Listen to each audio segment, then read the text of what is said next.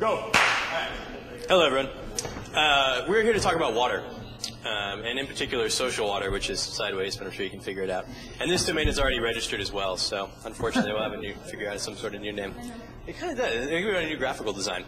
Anyway, so we were thinking about the overall impact of water problems and issues on the world today and how we may be able to help that out with a fairly low impact internet venture. And so what we ended up with was a sort of, it's almost like a social network in the end, but it wasn't where we started out. But the basic idea was to try and bring together people who are interested potentially in the water issue and figure out how they may be able to work together to, help bring some sort of, community interest building, some money making, potentially raising money to help out the issue, as well as just, information sharing as necessary. So there's, three big groups who are kind of looking at scientists in particular. So these are folks who are doing research on the water issue. Where are their problems? What's the extent of the problems? Maybe I can't get a grant from my university to go and make a trip off to Africa and do it firsthand, but there's going to be some tourist who's spending $20,000 to go to Kenya and take pictures of lions, and maybe they're only going to be 20 miles away from where I want to go. And then maybe there's an NGO who may have some sort of operations in the area or is interested also in figuring out exactly what's going on and bringing these folks together and seeing what might come out of that. And so we sort of happened across this idea that you could focus this site around a water map.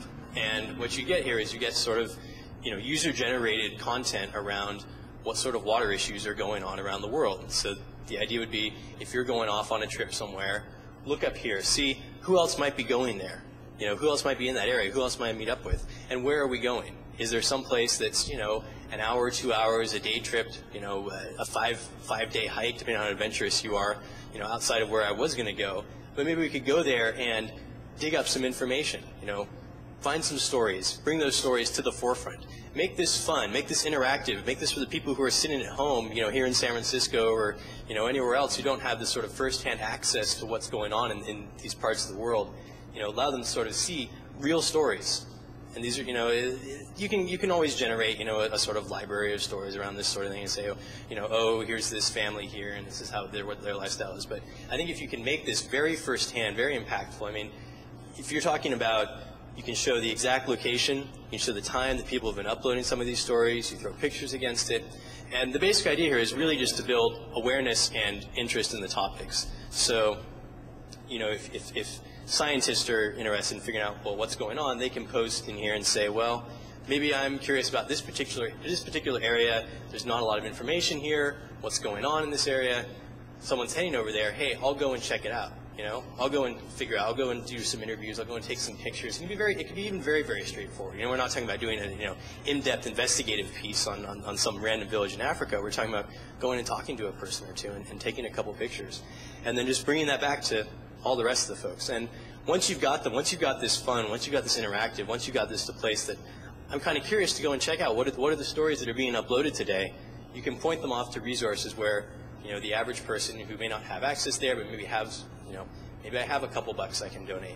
Maybe I've got a couple bucks a month I can donate. Maybe there's an NGO that's operating locally in my area that is also on location that I can go and volunteer with and help with. So you're kind of just building a sort of portal to, maybe an anachronistic term, but a portal to point off to various other resources to deal with the issue of water. And so it's fairly lightweight. Most of this technology exists. We're not talking about anything fancy. We're talking about putting, wikis and bulletin boards on a website. And talk about the social networking aspect too, man. Social networking aspect, yes. Which would, part of that is obviously if you, the sort of trip section where if you are doing a trip, you can link up with other people. But you upload, if you upload anything, it goes against your profile, and you can see where people have been, what have they uploaded, what are they seeing, what's interesting. And if it's someone who gets really involved in this sort of thing, maybe they've actually got a catalog of the areas that they've been to. I've seen an increasing number of my friends who are doing this sort of thing. If they go on a trip, they'll sort of, get a cheap little Google Map API and then throw like, oh, here's my pictures from, Kenya, and here's my pictures from, Rio, and here's my pictures from Moscow or whatever. They'll have a little map of themselves. And it's fun, it's cool, but you can actually, hopefully generate some impact and do some good while you're doing that as well. So, anything else to add? Anything I forgot? Yeah. Okay. Well, another thing we're thinking is it had to do with the scientist right there. I haven't had 3 seconds, so I'm actually down for the monkey. You cut off, man. I'm actually the person who's supposed to receive the monkey, but we're saying. I knew this guy have.